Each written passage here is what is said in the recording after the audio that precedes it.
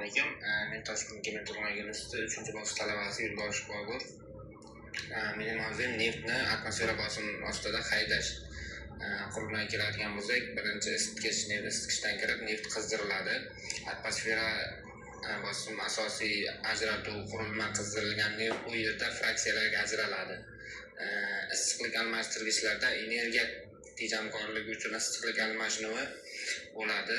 Fraksiyalar kondensatsiyalanib suyuq holga keltiriladi. Ajratuvchi qurilmalar bug' va suyuqlik fazalarini ajratadi. Rektifikatsiya kolonnasining yana qo'shimcha tozalash va fraksiyalash uchun ishlatiladi. Gaz va suyuqlikni ajratadi. Nasoslar suyuqliklarni harakatlantirish uchun ishlatiladi. Suyuqlikni haydaydi. Xom neft issiqlik almashtirgichlarda oldindan isitiladi.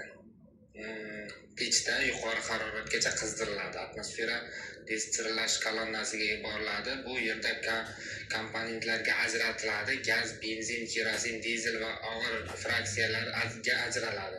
Har bir fraksiya sovutilib, tegishli idishlarga yig'iladi. Ba'zi fraksiyalar rektifikatsiya kolonnalaridan yanada tozalanadi. Kolonnaning pastki qismida qoldiq og'ir fraksiya bu ajralib chiqib qoladi. Agar